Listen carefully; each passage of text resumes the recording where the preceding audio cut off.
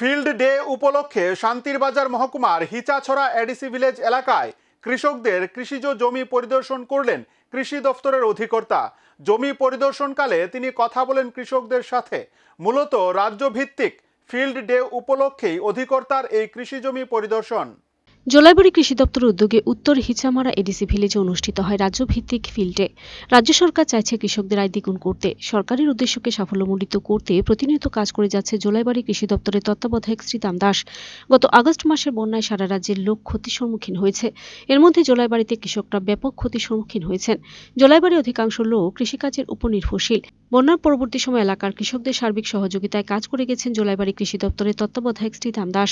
কৃষি দপ্তরের তত্ত্বাবধায়ক ও কৃষি দপ্তরের সকল কর্মীদের অক্লান্ত প্রচেষ্টায় সারা রাজ্যের মধ্যে ধান উৎপাদনে বিশেষ স্থান অর্জন করেছে জোলাইবাড়ি কৃষকরা। বন্যার পরবর্তী সময় কৃষকদের মনোবল জুগিয়ে হাইব্রিড ধানের বীজ দিয়ে কৃষকদের সার্বিক সহযোগিতা করে জোলাইবাড়ি কৃষি দপ্তর। এতে করে কৃষকরা ভালো পরিমাণে ধান উৎপাদন করেছে।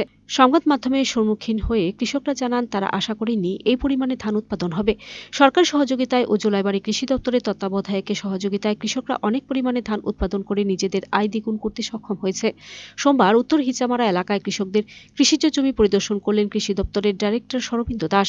তিনি কৃষকদের নিয়েও সারা রাজ্যে বিভিন্ন প্রান্ত থেকে আগত কৃষি দপ্তরের আধিকারিকদের নিয়ে এক অনুষ্ঠানে অংশগ্রহণ করেন। এই অনুষ্ঠানের মাধ্যমে এলাকায় কানি প্রতি কি পরিমাণে ধান উৎপাদন হয়েছে তা পরিমাপ করে দেখলেন। কৃষকদের এ ধরনের ধান উৎপাদন করাতে জোলাইবাড়ি কৃষি দপ্তরের তত্ত্বাবধায়ক শ্রীদাম দাসকে ধন্যবাদ জানিয়েছেন ডাইরেক্টর।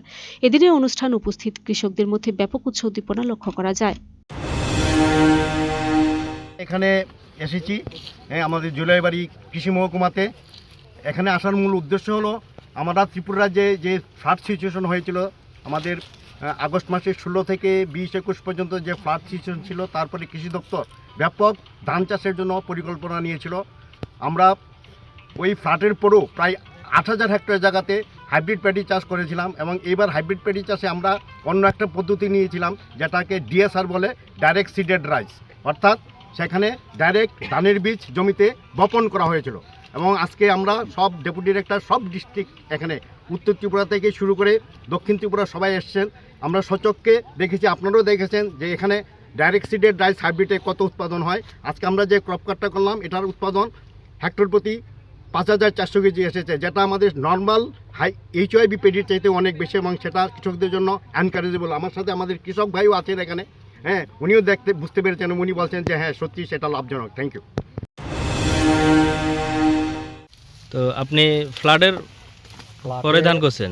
ফ্লাডে নষ্ট হয়, ব্লকে যায় এই ধানরা আবার জ্বালা করতে পারে না, চিন্তায় চাইছে বালা হইলে যাইছে, না হইলে থাক চিন্তায় চাইছে। আরে এইটা ভালো ধান হয়েছে, শুনতুন চিন্তায় শুন ভালো হয়েছে।